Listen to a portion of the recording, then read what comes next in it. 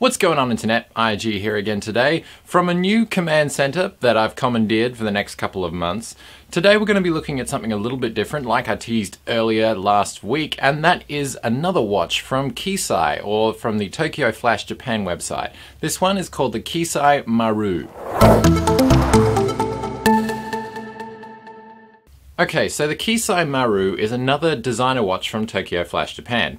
And basically the idea of these watches, like I mentioned in the on-air review that I did, the idea of Tokyo Flash Japan and a lot of the Kisai watches that come out are to bring designer watches that aren't necessarily considered normal or traditional watch designs and to put them into production so that people can buy them. So there are a lot of crazy options out there, as you can see, and once again trending towards my minimalist style, I went for the Maru because it's a pretty slick looking watch. Now these guys also do some very technologically infused watches that can double as thumb drives and other things, but the Kisai Maru is simply a watch. There's nothing fancy about it apart from the design itself. So it's made out of polished stainless steel, so it's pretty rugged and at the same time it's incredibly lightweight. That's probably the thing that struck me the most about this watch when I first put it on, was how lightweight it is compared to a lot of other watches out there. It is pretty rugged and it doesn't scratch very easily either. The glass face on the watch is pretty ruggedized as well. I don't know if it's actually Gorilla Glass or anything fancy like that, but it certainly seemed to take in a few hits okay. Now let's talk about the watch face itself, because this is where it gets interesting.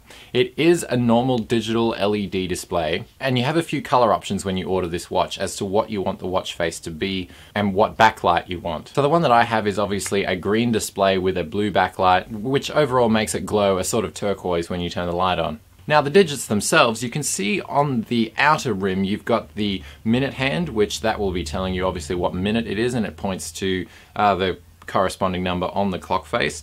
And then the one on the inside circle is the hour. And the same works then for the date and also for the alarm that you want to set. Now it obviously has two buttons on the right hand side of the watch, and those are basically your only form of control. The on-air did have a touchscreen, which was relatively simple and intuitive to navigate. These ones have just got the classic watch buttons. Now, like most designer watches, I was a little bit dubious to begin with about how successful I was actually going to be able to tell time with this watch, considering the different way that the digits were laid out, etc.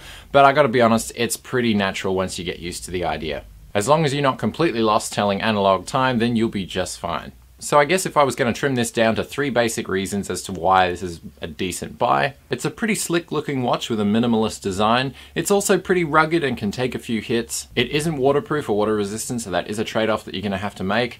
But on the flip side, it is a pretty cool looking watch with an interesting looking clock face. I've already gotten a couple of questions from people that I've met around the place wondering where I got the watch from, and ultimately that's what these watches are supposed to do. As always, you can find links to what I'm talking about in the description below. Thank you all for watching. I know it's a little bit different and it's not generally what I do, but regular programming is of course continuing, so don't freak out. Hit me up on Google+, Facebook or Twitter if you'd like some more information or to ask any questions, and I shall catch you all next time. Peace out, ladies and gentlemen.